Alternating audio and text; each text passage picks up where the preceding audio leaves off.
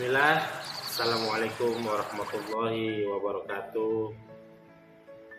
Nama saya Julaifar, Prodi Pendidikan Luar Biasa di Universitas Karimun semester 3. Alhamdulillah, selalu kita bersyukur memuji Allah Subhanahu wa Ta'ala di setiap waktu kita, di setiap kegiatan kita, sehingga kita bisa merasakan nikmat-nikmat tanpa batas ya. Kita bisa merasakan nikmat-nikmat tanpa batas hingga kita bisa belajar dengan waktu luang untuk menuntut ilmu. Terima kasih kepada seluruh dosen-dosen ya di Universitas Karimun, khususnya kepada Kaprodi kita Bu Kurnia Yulinda, KH SPD MPD.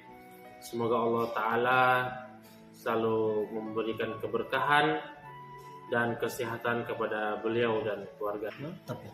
Baik teman-teman semua yang selalu kita muliakan, penyelenggara pendidikan inklusif menuntut pihak sekolah ya melakukan penyesuaian baik dari segi kurikulum, sarana dan prasarana pendidikan.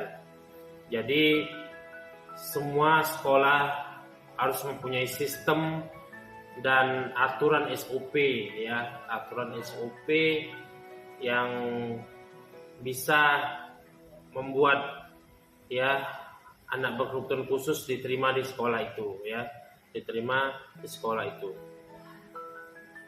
Dan pada akhirnya juga ya yang kita lihat ya teman-teman semua, yang kita lihat banyaknya sekolah juga biarpun sudah menerapkan sistem inklusif, banyak juga yang masih di luar ekspektasi kita, di luar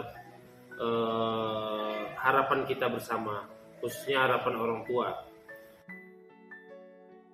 Kemudian teman-teman semua kami meneliti ini gitu ya. Kita meneliti ya, ini dilakukan dengan pendekatan kualitatif, setting penelitian difokuskan kepada aktivitas manajemen sekolah ya. Jadi kita selama ini ya berusaha meneliti bagaimana aktivitas manajemen sekolah ya, dan pembelajaran yang dipakai atau yang dilakukan guru-guru untuk diajarkan apa saja yang kepada muridnya yang inklusif ya, yang anak-anak berkebutuhan khusus. Di sini analisis data mengikuti tahapan ada 4 ya teman-teman semua, ada 4. Yang pertama koleksi data dulu. Yang pertama koleksi data, yang kedua ya reduksi data ya teman-teman ya. Reduksi data, yang ketiga presentasi data. Kemudian yang terakhir menarik kesimpulan. Nah, gitu teman-teman ya. Jadi kalau saya ulangin ya, tadi kita perlu analisis ya. Jadi kita meneliti suatu kegiatan di sekolah yang memang mereka menerima inklusi ya. Inklusi yaitu menerima berapa persen dari jumlah siswa itu ada anak berkebutuhan khusus. Nah, jadi kita perlu ada tahapannya gitu ya teman-teman ya. Gitu. Tahapannya yang pertama itu koleksi data dulu, kemudian yang kedua reduksi data, kemudian yang ketiga presentasi data. Nah, setelah itu yang terakhir baru kita bisa menarik kesimpulan gitu loh teman-teman. Anak ini sebenarnya kesimpulannya bisa tidak ikutin atau hanya main-main saja kan gitu ya kan. Nah,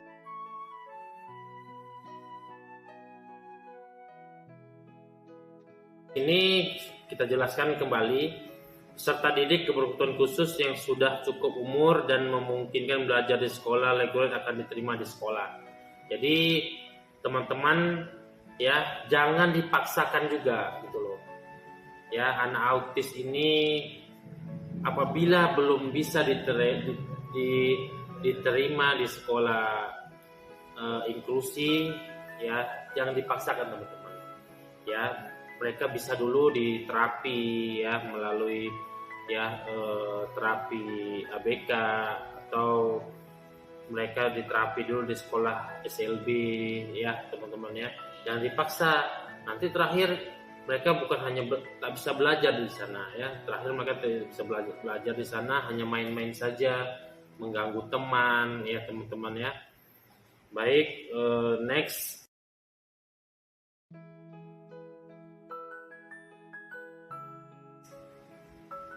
Jadi di sini kita ada perencanaan teman-teman. Perencanaan pembelajaran bagi anak berkebutuhan khusus merupakan tahap awal yang penting dan kompleks ya. Perencanaan pembelajaran pada sekolah inklusi disesuaikan dengan kebutuhan peserta didik dan mengacu pada kurikulum yang berlaku. Jadi gini ya teman-teman ya. Jadi semuanya itu perlu perencanaan ya. Cocok tidak dengan anak autis ini gitu loh. Anak autis ini di sekolah inklusi bisa tidak masuk ya. Biarpun itu terkadang ya kemungkinan ya autis ringan bisa ya. Kalau kita lihat autis ringan itu pun dengan harus ada bantuan guru pembantu ya, guru yang bisa mendampingin ya. Harus ada shadow teachernya ya, guru pembantunya. Jadi supaya bisa lebih tenang ya, lebih tertarget, insya Allah seperti itu. Next ya, ini adalah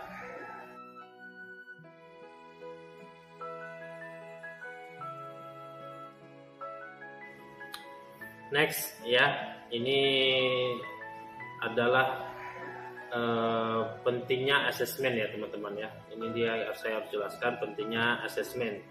Jadi asesmen didefinisikan sebagai proses pengumpulan informasi secara rinci tentang seorang anak yang akan digunakan untuk membuat pertimbangan dan keputusan yang berhubungan dengan seorang anak. Ya, jadi asesmen ini penting teman-teman ya. Kita bisa melihat dari perilakunya, dari motoriknya, dari kemandiriannya teman-teman. Dari sinilah kita perlunya asesmen ini. Jadi sehingga memudahkan guru teman-teman ya, memudahkan guru cara mengajarnya, metode yang harus diajarkan kepada anak autis tersebut gitu ya.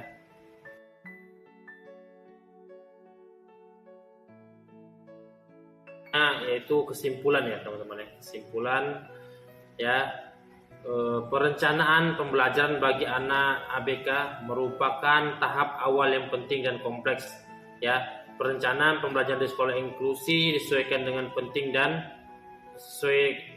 disesuaikan dengan kebutuhan peserta didik ya. Tapi yang kita lihat ya teman-teman ya, semua memang perlu asesmen, perlunya melihat data, kemudian konsultasi kepada orang tuanya. Tapi semuanya itu yang kami teliti ya teman-teman, itu terasa anak autis ini terasa berat ya, terasa berat mereka bisa sekolah di inklusi. Jadi saran kami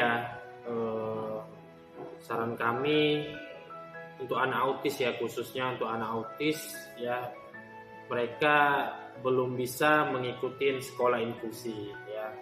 Dan itu saran kami, anak autis tidak bisa sekolah di sekolah inklusi. Kenapa? Karena pasti semuanya tidak bisa berjalan dengan yang diinginkan ya, makanya perlunya mereka sekolah di luar biasa ya, SLB ya, karena kemudian dengan metode-metode ya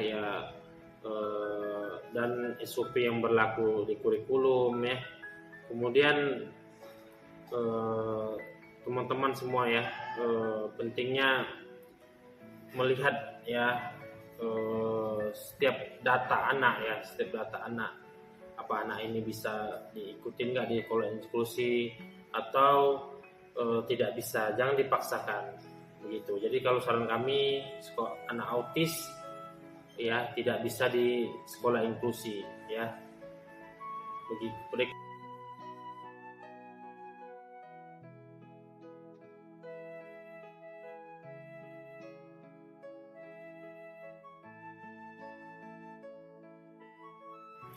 Demikian penjelasan presentasi perencanaan anak autis di sekolah inklusi. Ya, kita akhiri. Assalamualaikum warahmatullahi wabarakatuh.